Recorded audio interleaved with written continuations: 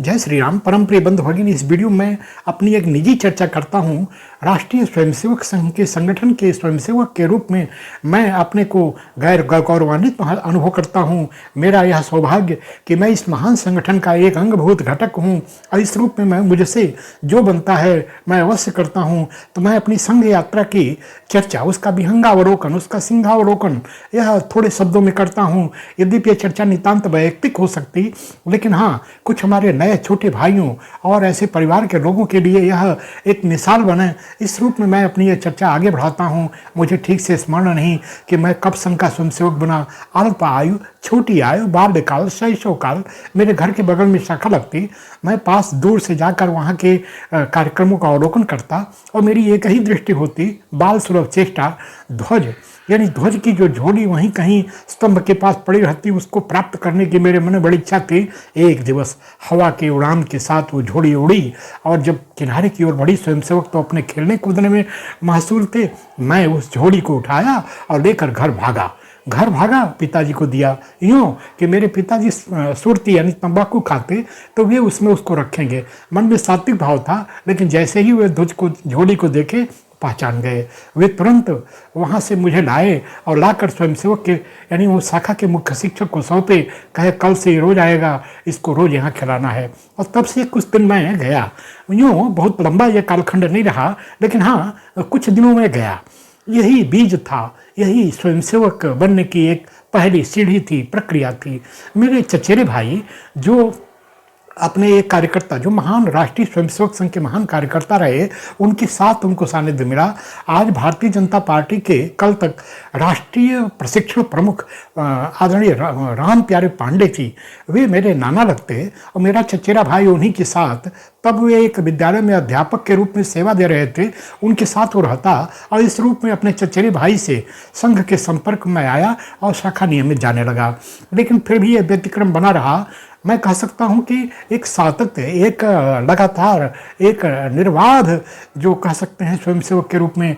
जब मैं 12वीं कक्षा में पढ़ने के लिए अपने घर से थोड़ी दूर, यह कि घर में पठन पाठन का अच्छा वातावरण नहीं मिल पाता था, तो मैं अपने घर से कोई 20 किलोमीटर की दूरी पर एक जो गृह नगर, एक नगर है बरहज, वहाँ पढ़ने के लिए 12वीं कक्षा में गया और वहाँ के कार्यकर्ताओं के संपर्क में मैं आया। जो वहाँ का तथाकथित संघ कार्यालय था, वहीं मैं रहता, भोजन बनाकर करता और इस प्रकार वहाँ मुख्य शिक्षक, सायं कार्यवाह, उस बरहज नगर में ही मेरा विकास हुआ, वहाँ के कार्यकर्ताओं के सानिध्य में। और मेरी यात्रा आगे चल पड़ी। महान शिक्षक जो मेरे विद्यालय के एक शिक्षक थे, आदरणीय स्वर्गीय गिरिजापति द्विवेदी जी, उनके संपर्क में आकर मैं स्वयंसेवक बना। और इस रूप में मैं कह सकता हूँ कि एक स्वयंसेवक, गणनायक, गण शिक्षक, मुख्य शिक्षक से होते हुए सायं कार्यवाह तक की यात्रा उस नगर में पूर्ण किया। आगे पठन पाठन के लिए मैं देवरिया, जो हमारा जिला केंद्र है, वहाँ जब आया, वहाँ का भी सायं कार्यवाह रहा।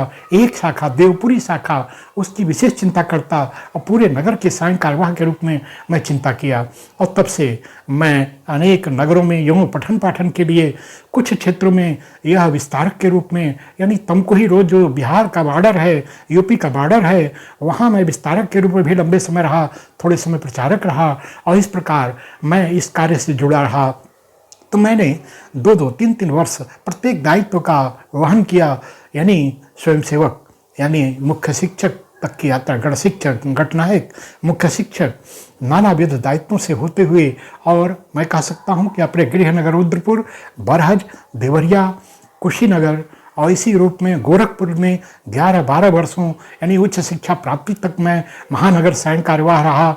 और इसी के साथ शारीरिक प्रमुख का दोहरा दायित्व मेरे ऊपर, यानी महानगर के दोनों दायित्व मेरे पर थे, महानगर सायं कार्यवाह और शारीरिक शिक्षण प्रमुख। इस रूप में मेरा विकास हो रहा था। मैं संघ से जुड़कर अपने को धन्य अनुभव कर रहा था। और इसी प्रकार से मैं ऐसे संघ शिक्षा वर्ग हों, चाहे अन्य अन्य कार्यक्रम हों, प्राथमिक वर्ग, प्रथम वर्ष, द्वितीय वर्ष, तृतीय वर्ष, ये क्रमशः लगातार मैंने पूरी किए। और कह सकता हूँ कि जब तृतीय वर्ष से तप कर मैं एक कार्यकर्ता के रूप में आया, तो मेरा सर्वांगीण विकास हुआ और अपने देव दुर्लभ कार्यकर्ताओं के बल पर मेरे अंदर संस्कार निर्मित हुए। मैं आगे फिर बौद्धिक प्रमुख की ओर प्रवृत्त हुआ और इस प्रकार संघ शिक्षा वर्गों में प्रथम वर्ष में अनेक बार 2-3 बार द्वितीय वर्ष में यह बौद्धिक प्रमुख का दायित्व तो निर्वहन किया, लेकिन यूँ नियमित कार्य में भी मैं गौरवशाली हूँ कि मुझे उच्च दायित्व प्राप्त हुए। देवरिया विभाग का बौद्धिक प्रमुख, गोरखपुर विभाग का बौद्धिक प्रमुख, बस्ती विभाग का बौद्धिक प्रमुख, लखनऊ का बौद्धिक प्रमुख। इसी रूप में जब मैं नैनीताल के 11 वर्ष के प्रधानाचार्य कालखंड में था वहाँ नैनीताल यानी कुमाऊँ विभाग का बौद्धिक प्रमुख ये दायित्व मेरे रहे। यह महत्वपूर्ण नहीं होता कि मेरे ऊपर दायित्व क्या रहा, मैं एक नियमित कार्यकर्ता के रूप में, एक सक्रिय कार्यकर्ता के रूप में मैंने हमेशा जीवन जिया। आयु के आधिक्य और शरीर की अशक्यता के बल पर मैं आज यद्यपि किसी प्रत्यक्ष दायित्व पर तो नहीं हूँ, लेकिन स्थानीय यहाँ जुड़ाव मेरा बना हुआ है और एक कार्यकर्ता के रूप में याच देही याच डोला, और इस रूप में मैं अंतिम सांस तक संघ के स्वयंसेवक के रूप में और भारत माता के चरणों में अपने को नतमस्तक करता हूँ। यह मेरी संघ यात्रा यानी मेरी आयु के 60-62 वर्ष इस संघ आयु की भी बनते हैं, तो 62 वर्ष संघ आयु ये कम नहीं हुआ करती।